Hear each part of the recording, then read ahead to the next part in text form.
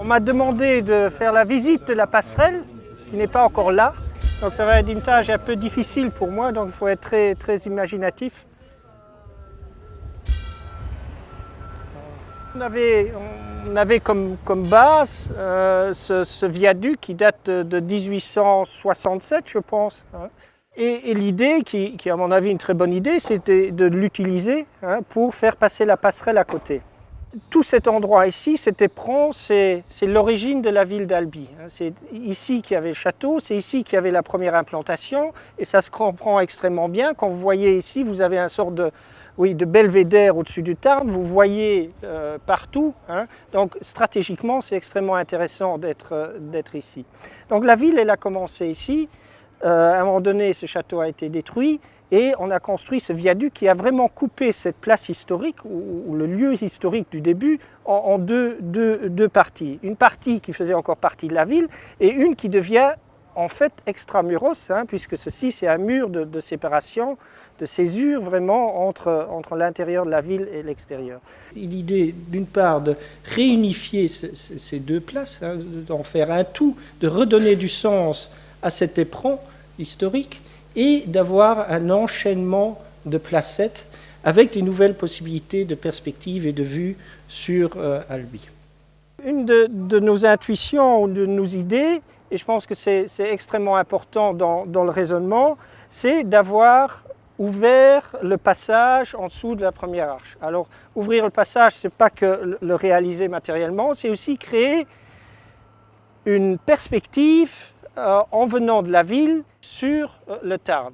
Donc la passerelle elle-même, elle vient s'accrocher à l'ouvrage existant et on a essayé aussi nous de trouver quelque chose qui adoucirait cette ligne de liaison assez brute, fonctionnelle, et d'avoir un dialogue de nouveau avec le bâti existant, c'est-à-dire d'avoir une sorte de vibration de cette passerelle qui monte légèrement et qui descend et qui a une sorte d'écho par rapport au bâti existant.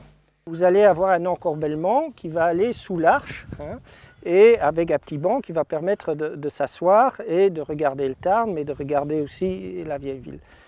Ce n'est pas seulement un élément de liaison d'une rive à l'autre, mais c'est aussi un lieu pour jouir de la vue et pouvoir se reposer et pouvoir, je veux dire, méditer, peindre, pourquoi pas. Un lieu pour rester un moment. Ah, voilà. Alors au passage, c'est un ouvrage remarquable. Il est dans un état absolument incroyable, après plus de 150 ans presque. Pourquoi est-ce qu'on a fait ce sarcophage en béton? C'était pour stabiliser l'ouvrage, pour pouvoir déblayer ici, pour enlever la terre, pour le stabiliser, donc ça a été nécessaire. Ouais. Voilà, donc on va vraiment sous l'ouvrage existant, on le sent, on peut presque le toucher, et on a ce cadrage exceptionnel de la ville. C'est un ouvrage de 200 mètres de long pratiquement, et une des difficultés techniques qu'on a ici, c'est bien sûr l'installation de cet ouvrage dans ce site qui est difficilement accessible. Donc c'est un pont qui va être poussé, qui va être lancé d'une rive à l'autre. Une fois qu'il est arrivé de l'autre côté, on va le tourner et on va le mettre transversalement dans sa position définitive. Donc il y a tout un séquençage là de mise en place qui va être assez intéressant à suivre.